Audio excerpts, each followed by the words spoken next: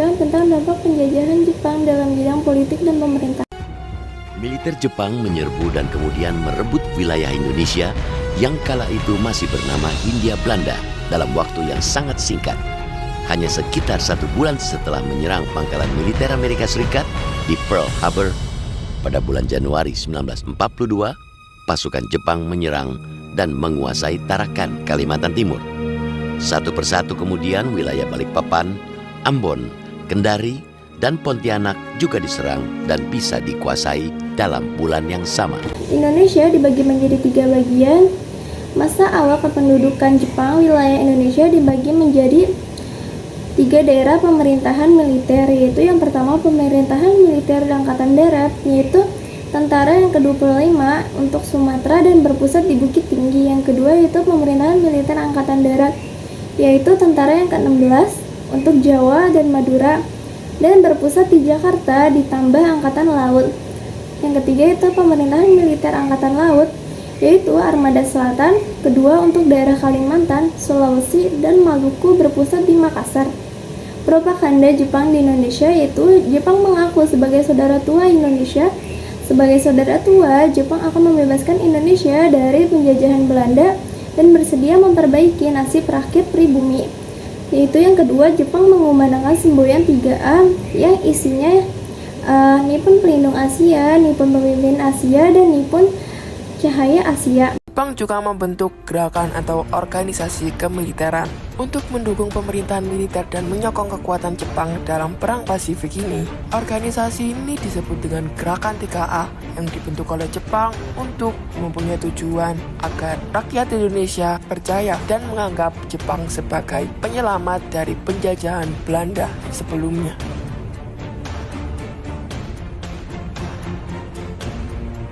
Tentara-tentara kita saat ini berada di pertempuran yang sangat besar. Bagaimanapun caranya, kita harus memenangkan pertempuran ini. Oleh karena itu, saya akan membentuk gerakan baru yang disebut Gerakan 3A. Siap, disingkatnya Jenderal. Apa itu 3A? 3A adalah Nippon Pemimpin Asia, Nippon Cahaya Asia, dan Nippon Pelindung Asia. Siap, dimengerti Jenderal. Terima kasih atas informasinya. Siap.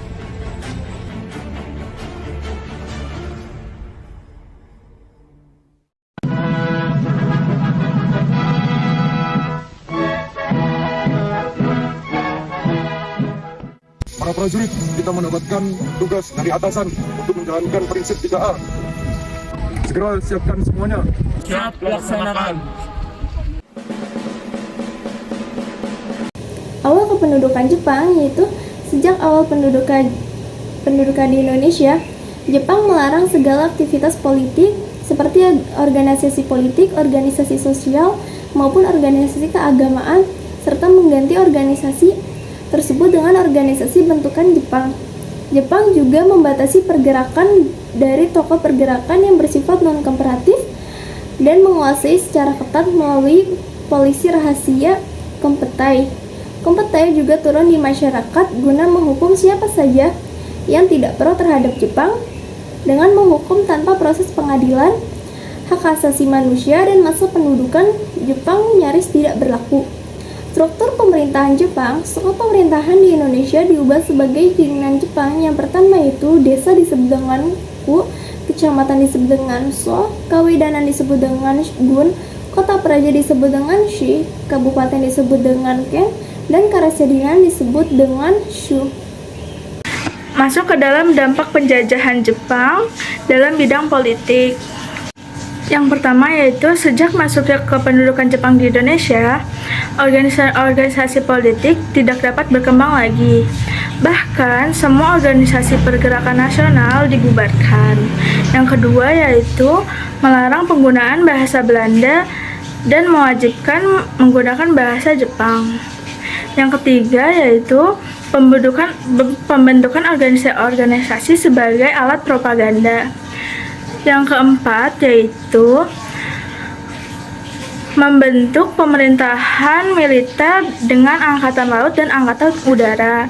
Yang kelima yaitu melakukan shikere setiap upacara bendera, yaitu penghormatan ke arah Tokyo dengan membukukan badan 90 derajat untuk Kaisar Jepang Tenno Heiko.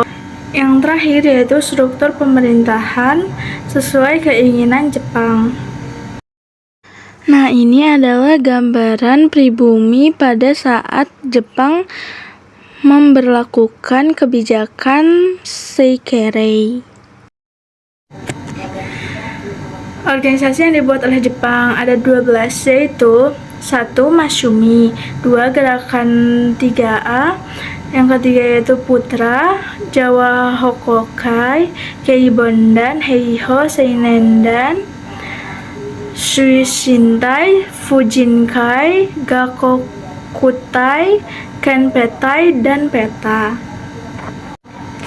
Hal yang dilakukan Jepang untuk menarik simpati Indonesia. Yang pertama yaitu mendorong bahasa Indonesia sebagai bahasa pengantar dan melarang penggunaan bahasa Belanda. Yang kedua yaitu membentuk kerjasama dengan tokoh nasionalis melalui Gerakan 3A. Yang ketiga yaitu membentuk organisasi Putra dan menempatkan 4 serangka yaitu Soekarno, Hatta, Ki Hajar Dewantara, dan Kiai Haji Mas Mansur sebagai pimpinannya. Organisasi ini bertujuan untuk menyatukan potensi masyarakat untuk kepentingan Jepang. Namun, organisasi Putra justru dimanfaatkan para tokoh nasionalis untuk menanamkan nasionalisme. Setelah melihat Putra lebih bermanfaat pada kepentingan Indonesia, maka Putra dibubarkan oleh pemerintahan Jepang. Nah, ini adalah foto 4 serangka yaitu Insinyur Soekarno, Muhammad Hatta, Ki Hajar Dewantara, dan Kiai Haji Mas Mansur. Militer Jepang membentuk Pusat Tenaga Rakyat atau Putra yang dipimpin Bung Karno, Bung Hatta, Ki Hajar Dewantara, dan Kiai Haji Mas Mansur. Meski dimaksudkan sebagai gerakan untuk memobilisasi dukungan terhadap Jepang dalam perang di Pasifik, gerakan ini kerap dimanfaatkan para pemimpin Indonesia untuk menanamkan nasionalisme dan semangat kemerdekaan. Kepada rakyatnya masing-masing. Putra ini, Pusat Tenaga Rakyat ini, terus Bung Karno dan Bung Hatta membuat organisasi, dan dengan begitu ada manfaatnya buat kita, karena dengan begitu Bung Karno, Bung Hatta, Ki Hajar itu bisa membuat organisasi Putra itu di daerah-daerah, dan dengan demikian mulai ada kontak di kalangan nasionalis. Kemudian Jepang tahu bahwa mulai Putra kurang keras, maka dia rubah dari Putra, dia bikin Jawa Hokokai. Ya itu, tapi pimpinannya tetap. Untuk mendukung Perang Asia Pasifik dan mempertahankan kekuasaan mereka di Indonesia, pemerintah bala tentara Nippon membentuk berbagai organisasi kemiliteran dan melancarkan berbagai gerakan propaganda.